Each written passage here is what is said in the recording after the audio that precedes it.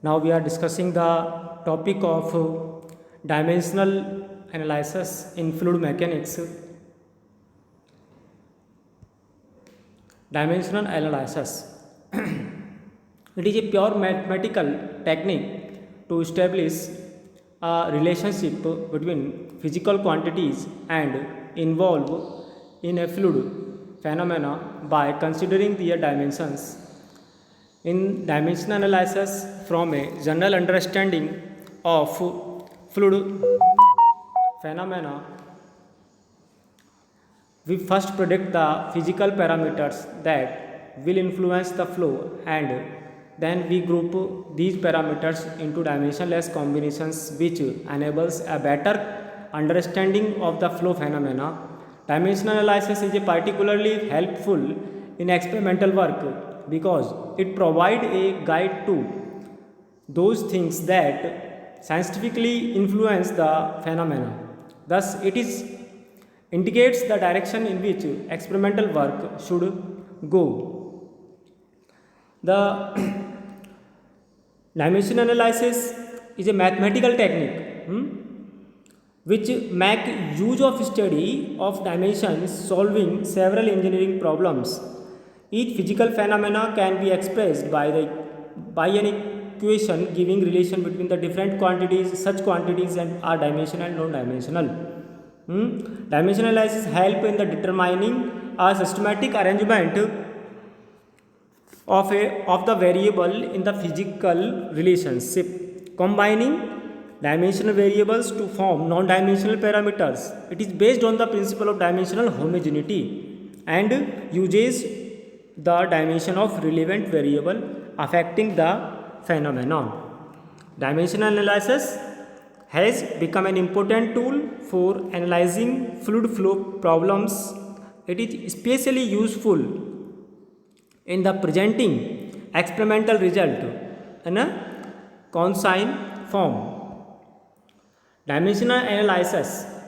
In the dimensional analysis, use of dimensional analysis. What is the use of dimensional analysis? To test the dimensional homogeneity of any equations of fluid motion, to derive the relation formula for the flow phenomena, to derive equation expressed in terms of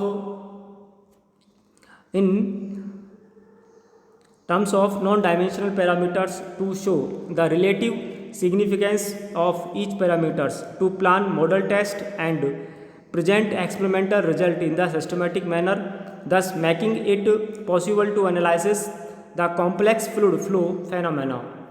Dimensional analysis refers to the physical nature of the quantity and the type of unit is to specify it. Distance has dimension L, area L square से denote करते हैं, volume L cube, time के लिए T and speed के लिए L/2 metre पर second होता है तो L/T। MLT सिस्टम हम इसमें यूज़ करते हैं जो कि हमारा स्टैंडर्ड ऑफ इंटरनेशनल सिस्टम है, SI सिस्टम है MLT system. Applications of dimensional analysis की हम बात करें तो development of an equation for fluid phenomena, conversion of one system of unit to another, reducing the number of variable required in an experimental program, develop principle of hydraulic similitudes for the model study. Then advantage की हम बात करें तो dimensional analysis में advantage है, it express the functional relationship between the variable in dimensionless terms. In hydraulic method study it reduces the number of variable involve in physical phenomena generally by 3। By the proper selection of variables, dimensionless parameters can be used to make certain logical deduction about the problem. Design curve by the use of dimensional analysis can be developed from experimental data or direct solution of the problem. And another advantage is enables getting up to a theoretical equation in a simplified dimensional form. Dimensional analysis provides partially solution to the problem that are too complex to be dealt with mathematically. The conversion of unit of quantities from one system to another is facilitate. The dimensional reasoning and homogeneity. What is the dimensional homogeneity की हम बात करें तो इसके अंदर ये है कि the various physical quantities used in the phenomenon can be expressed in terms of fundamental quantities. Here are different fundamental quantities and the principle of dimensional homogeneity की हम बात करें तो fundamental dimensions and their respective power should be identical on the either side of the sign of quality. Dimensional reasoning is predicted on the proposition that for an equation to be true, then both sides of the equation must be numerically and dimensionally identical. To take a simple example, हम लें तो the expression x plus y equal to z when x equal to 1, y 2 and z equal to 3 is clearly numerically true, but only if the dimensions of x, y and z are identical. Thus, one elephant plus two zero plane equal to 3D is clearly nonsense, but 1 meter plus 2 meter equal to 3 meter is wholly accurate. According to last example जो हमने लिया है इसमें भाई quantity unit है ना वो same होनी चाहिए दोनों तरफ. कहने का मतलब इसका ये है an equation is only dimensionally homogeneous. तो ये जो इक्वेशन मतलब आपकी लेफ्ट हैंड साइड और राइट हैंड साइड दोनों तरफ जो इक्वेशन है वो होमोजीनियस कब होगी? जब आपकी दोनों तरफ जो यूनिट है वो सेम हो जाएगी, सेम डायमेंशन होगी दोनों तरफ. एलएचएस और आरएचएस में इक्वेशन के एलएचएस और आरएचएस में सेम डायमेंशन होने पर आपकी जो इक्वेशन है वो डायमेंशनली होमोजीनियस कहलाती है. If all the terms have same dimensions. Fundamental dimensions की हम बात करें तो these are fundamental dimensions. Fundamental quantities are mass, length, time, temperature designed by the MLT and theta. The temperature is especially useful in compressible flow. Usually in compressible flow, the quantity which are expressed in terms of fundamental or primary expression for a derived quantity in terms of primary quantities is called dimension of the physical quantities.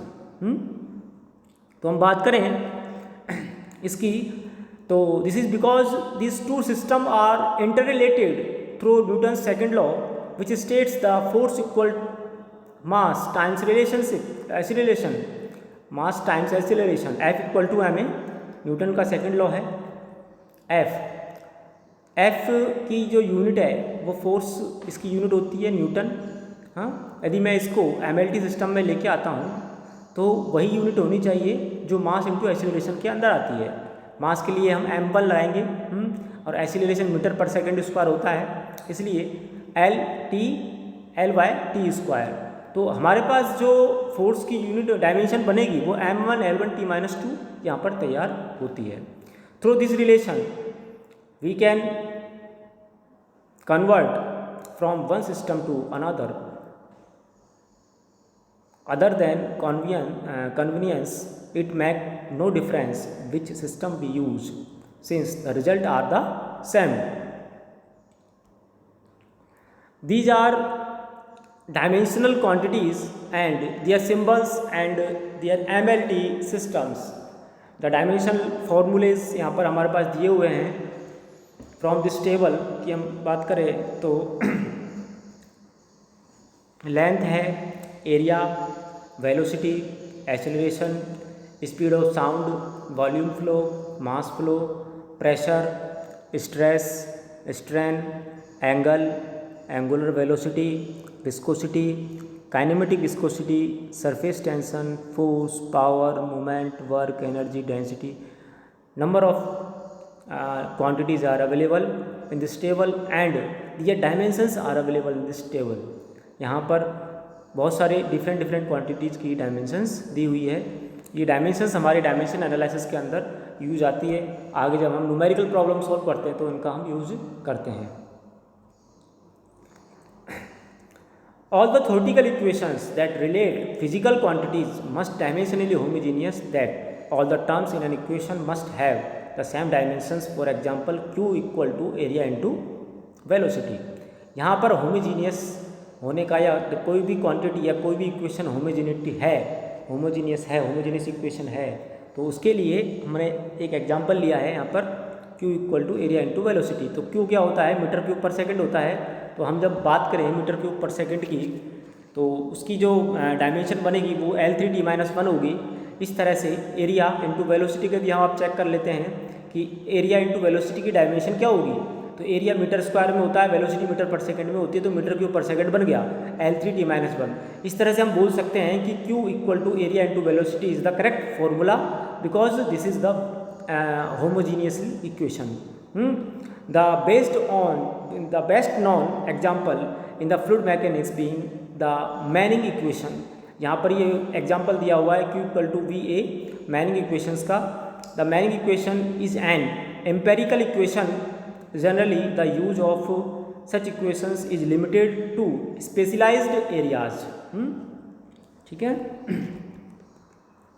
To illustrate the basic principle of dimensional analysis, let us explore the equation for the speed v with which a pressure wave travel through a fluid. We must visualize the physical problem to consider physical factor probably influence the speed. Certainly the compressibility EV must be factor. Also the density and the kinematic viscosity of the fluid might be factors. The dimensions of these quantities written in the square brackets are velocity meter per second, EV, F into L-2. Different values are available and where we converted the dimensions of EV into MLT system using F, M1, L1, T-2. Clearly adding or subtracting such quantities will not produce dimensionally homogeneous equation. We must therefore multiply them in such a way that their dimensions balance, and so let us write V equal to C into EV raised to power A, R raised to power B and V raised to power D. And where is this C? C is a dimensionless constant. यहाँ से हमने एक formula निकाला जो quantities दी हुई है. ये equation आपकी निकल के आती है A, B and C is the arbitrary constants value. हाँ, जो यहाँ पे एक्सपोनेंट दे रखे हैं ना, ये आर्बिट्रेरी कांस्टेंट वैल्यूज हैं. जब हम इसके डायमेंशनल होमोजेनिटी की बनाने के लिए हमको क्या करना है या नहीं है चेक करना है, इसके लिए हम आगे 2 मेथड्स पढ़ेंगे इसके, तो वहाँ पर ये और चीज़ क्लियर होंगी. यहाँ पर भी इन्होंने ये चीज़ दे रखी है कि बेसिक कंसेप्ट के बाद L1 T1 मतलब जो इक्वेशन आपके पास आई है लास्ट इक्वेशन, वहाँ से वेलोसिटी मीटर पर सेकंड हो गया और जो वैल्यूज़ दी हुई है M1 L-1 T-2, M1 L-3 की रेज़ टू पावर B. तो A, B और D जो यहाँ पर कांस्टेंट है, आर्बिट्रेरी कांस्टेंट है, इनको हम क्या करेंगे? सेटिस्फाई करेंगे. To satisfy the dimensional homogeneity के लिए क्या करेंगे कि दोनों इक्वेशन दे रखी है LHS और RHS के अंदर. LHS में जो वैल्यू है M की वो कितनी है? 0 है, तो M की पावर 0 हो गई. ठीक है, तो यहाँ पर हम पावर्स को मल्टीप्लाई कर सकते हैं ना. M1 L-1 T-2 की पावर A है, तो ये पावर क्या हो जाएगी? M की पावर A, L की पावर -A और T की पावर -2A. ठीक है, इसी तरह से B से मल्टीप्लाई कर दो, इसी तरह D से मल्टीप्लाई कर दो. तो राइट हैंड साइड में जो इक्वेशन है लेफ्ट हैंड साइड की, हम उसको इक्वल कर सकते हैं. M की पावर इसमें कुछ नहीं है, M की पावर 0 का मतलब 1 होता है ना. L T-1 जो हम लेफ्ट हैंड साइड की बात कर रहे हैं, यहाँ पर M की पावर 0 का मतलब 1 है, तो M की पावर यहाँ पर शो नहीं हुई है, लेकिन इसका मतलब 1 है, तो M की पावर 0 हो गई. तो 0 इक्वल टू, अब राइट हैंड साइड में M पर कितनी पावर है? A है प्लस B है और 0 है ना. सेकंड में, तो a प्लस बी, तो m, तो जो 4m के लिए हम नीचे बात करें यहाँ पर a प्लस बी हो गया। 4l की हम बात करें तो 1। अब यहाँ पर देखो इस न्यूमेरिकल में एक तरीके से एग्जाम्पल लिया है, इसने सेटिस्फाई किया है उस कंडीशन को। l की पावर कितनी है, 1 है। राइट हैंड साइड में l की पावर देख लीजिए, आप इसको इक्वल कर दो, -a minus 3b plus 2d। इसी तरह से t की power right left hand side में -1 है, और t की पावर जितने भी ऐड कर देंगे, क्योंकि जो आपके पास घातें होती हैं वो जुड़ जाती हैं, है ना, आपने पढ़ रखा है। Solving these 3 equations we get, तीनों इक्वेशंस जो दे रखी है MLT की, इन तीनों इक्वेशंस को हम सॉल्व करेंगे। यहाँ से हमको a, b और d की वैल्यूज़ फाइंड आउट होगी, और वो a और b और d की वैल्यू हम इस इक्वेशन में पुट कर देंगे। जो लास्ट इक्वेशन थी ना, लास्ट, उसमें a और b और d की वैल्यू जो आई है वहाँ पर पुट कर देंगे। इस तरह से हमारे पास जो फॉर्मूला निकल के आता है वो ये आता है कि v equal to c under root EV upon R। This is the identify basic form of relationship, and it also determine the wave speed is not affected by the fluid kinematic viscosity. The dimensional analysis along such line was developed by Lord Rayleigh.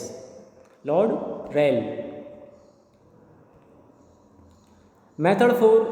अब हमारे पास ये चीज़ें समझ में आती है dimension analysis की homogeneity निकालने की, किस तरह से हम डायमेंशनली होमोजीनियस सॉल्व करते हैं प्रॉब्लम्स को, डायमेंशनल होमोजीनियस को हम किस तरह से प्रॉब्लम को सॉल्व कर पाते हैं। ये लास्ट एग्जांपल में यहाँ पर हमको पता चल गया कि what is the dimension homogeneous, और हम इससे क्या करेंगे कि कोई भी इक्वेशन आती है उसका लेफ्ट हैंड साइड और राइट हैंड साइड की जो डायमेंशंस है उसको इक्वल हम बनाएंगे, इक्वल करना है, ठीक है।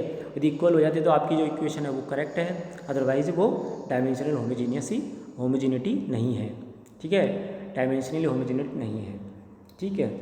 अब नेक्स्ट जो आपका टॉपिक है वो है method for dimensional analysis. Dimensional analysis के हमारे पास जो मेथड है वो क्या है, वो है फर्स्ट मेथड है रिले मेथड। इसका कुछ पार्ट लास्ट जो एग्जांपल था उससे रिलेटेड ही है, ये भी थोड़ा सा रिले मेथड है, और Buckingham pi method, Buckingham pi method. देखो relay method simple small calculations के लिए हम इसका यूज कर सकते हैं। मेथड्स की हम बात करें तो Rayleigh method give a special form of relationship among the dimensional less group and then inherent drawback it is does not provide any formation regarding the number of dimensionless group to be obtained as a result of dimensional analysis. Due to this reason, this method has become obsolete and is not favored for use.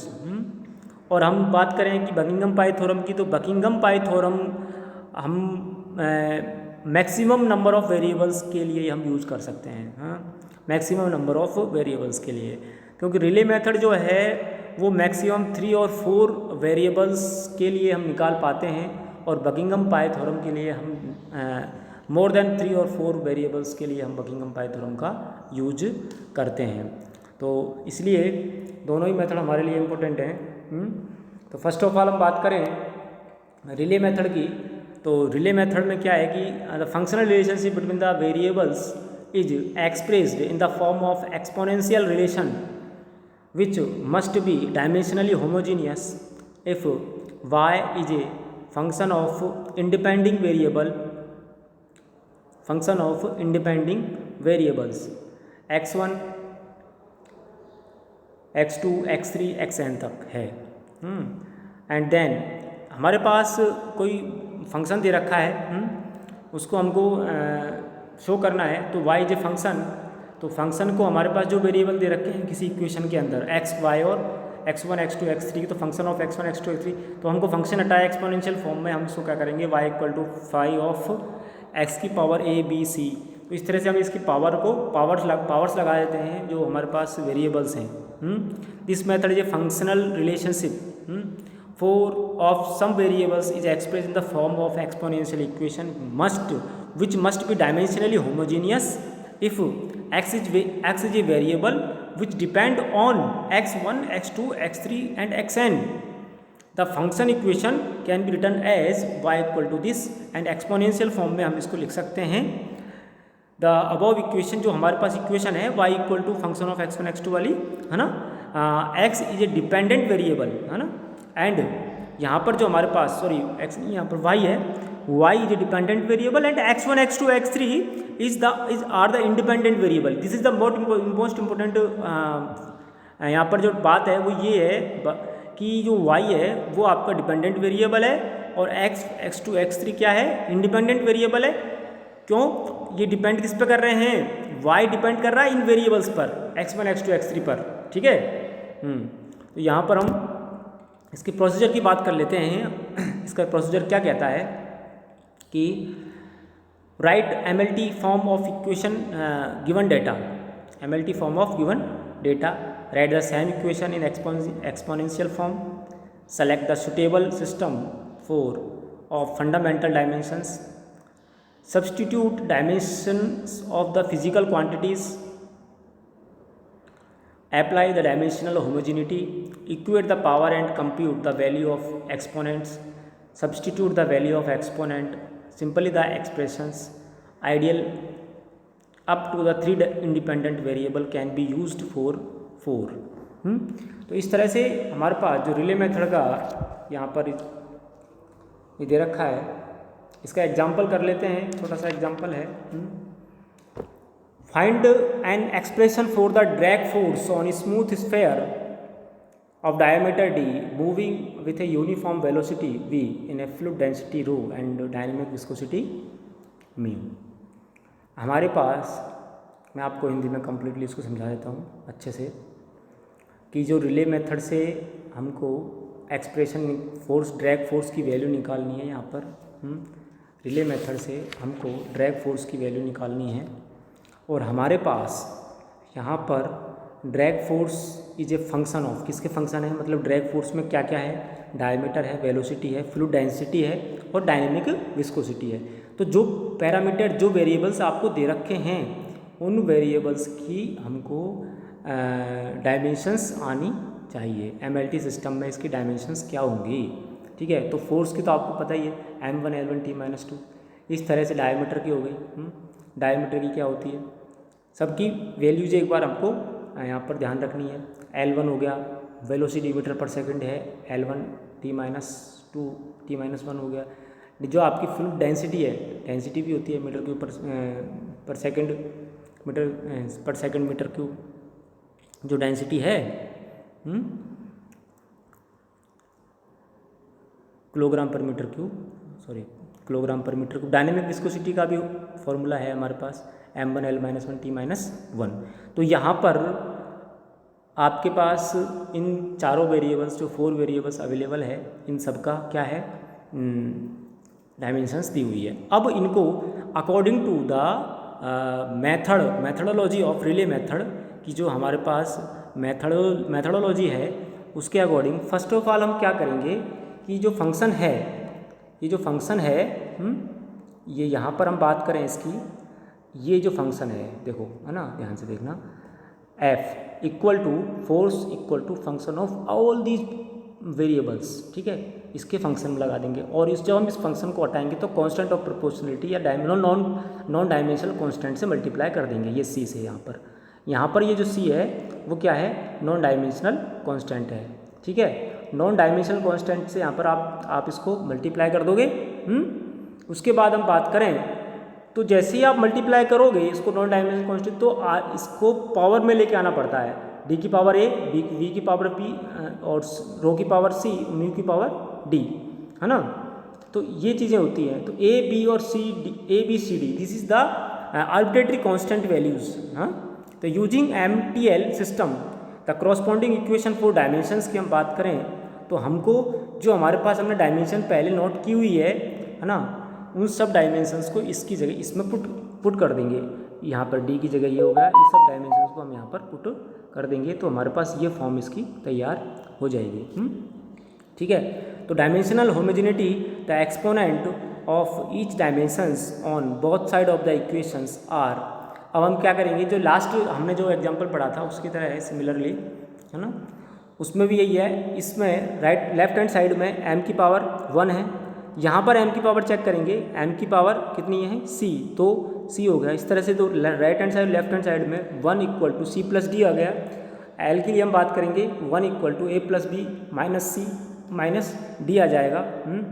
और t के लिए हम बात करें तो -2 minus B and D आ जाएगा। ठीक है, इसमें बेसिकली एक छोटी बात और है कि हम सबसे पहले यहाँ पर हम फर्स्ट ऑफ ऑल सबसे पहले कौन सा वेरिएबल लेके आए, डायमीटर लेके आए, वेलोसिटी लेके आए, डेंसिटी लेके आए या काइनेमेटिक विस्कोसिटी लेके आए, है ना। तो इसके लिए ये जो वेरिएबल सेलेक्टेड है, सिलेक्शन ऑफ वेरिएबल्स है, इसका एक टॉपिक है, वो नेक्स्ट वीडियो में आपको बता दूंगा कि सिलेक्शन ऑफ वेरिएबल्स कैसे होगा, है ना। वो वैसे जनरली वर्किंग पाइथन में यूज आता है, फिर भी मैं आपको बताता हूँ। फंडामेंटल क्वांटिटीज़, यहाँ पर बेसिकली फंडामेंटल क्वांटिटीज़ जो हैं वो फर्स्ट ऑफ ऑल आएगी। उसके अंदर जो ज्योमेट्रिकल क्वांटिटीज़ होती है ना, वो सबसे पहले हम रखते हैं, हमेशा ध्यान रखना। एंड उसके बाद ध्यान रखते हैं कि काइनेमेटिक क्वांटिटीज़ कौन सी है, काइनेटिक। तो ज्योमेट्रिक क्वांटिटी इसमें डायमीटर आ गया, ठीक है, और डायमीटर आ गया, सिर्फ और सिर्फ डायमीटर ज्योमेट्रिक क्वांटिटीज़ के अंदर। और काइनेमेटिक क्वांटिटी में क्या होगा, वेलोसिटी आता है, आपको पता है वेलोसिटी काइनेमेटिक क्वांटिटी के अंदर ही आता है, ठीक है। और डायनेमिक क्वांटिटी में आता है डेंसिटी। तो ये हमारे पास सिलेबस में पूरी टेबल है, जो लास्ट में मैंने आपको दिखाई थी उस टेबल के अंदर क्वांटिटी और डायमेंशन। तो which quantity are in geometrical and which quantities are in kinematic quantities and which quantities are in dynamic quantities. तो डायनेमिक, काइनेमेटिक और ज्योमेट्रिकल क्वांटिटीज़ का थोड़ा ध्यान रखना पड़ेगा यहाँ पर कि कौन कौन सी क्वांटिटीज़ हमारे पास ज्योमेट्रिक है, कौन सी काइनेमेटिक है और कौन सी डायनेमिक भी है ना। बेसिकली एक तो ये है ज्योमेट्रिक क्वांटिटी में 3 होती है, एरिया, वॉल्यूम और मोमेंट ऑफ इनर्शिया, ठीक है।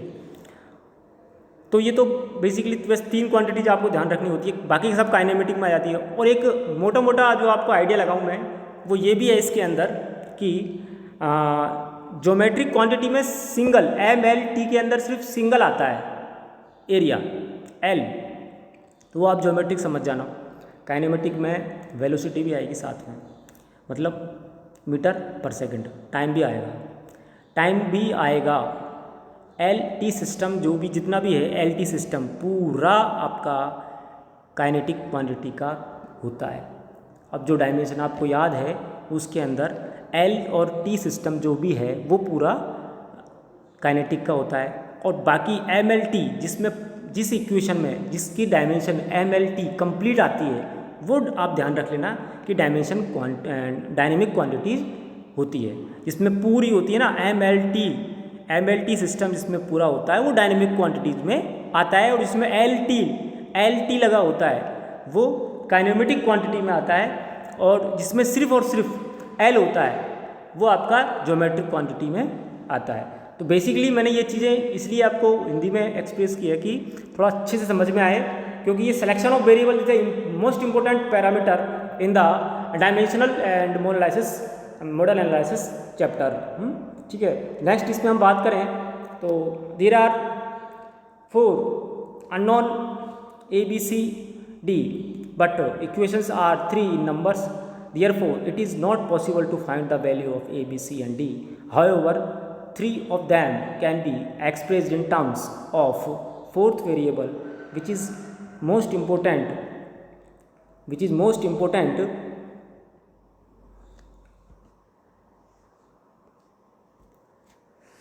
There are role of viscosity in the virtual one and hence A, B, C are expressed in terms of। तो लास्ट डेरिवेशन से हमको वही करना है, ABCD की इक्वेशंस तैयार करनी है और इन तीनों इक्वेशंस को हम तैयार करके इनकी वैल्यूज़ निकालेंगे किसी भी एक टर्म में। जो वैल्यूज़ को हम पुट कर देंगे यहाँ पर, वैल्यूज़ को हम वापस से पुट कर देंगे। ये देखो आप यहाँ पर हम बताते हैं जो ABCD की वैल्यूज़ है, यहाँ पर ये वैल्यूज़ आ गई है। इन वैल्यूज़ को वापस से हम इस इक्वेशन में पुट कर देंगे। ये वैल्यूज़ को हम वापस से इस इक्वेशन में पुट कर देंगे तो क्या आएगा आपका ये रिलेशन आ जाएगा, है ना। जहाँ पर भी हम इसको करना चाहें कंप्लीटली हो सके। तो F की जो वैल्यू है F equal to rho D square V square function of mu upon rho VD, function of rho VD, ठीक है। तो इस तरह से हमारे पास ये कम्प्लीटली आपका रिले मेथड हो चुका है डायमेंशन एनालिसिस में। So thank you.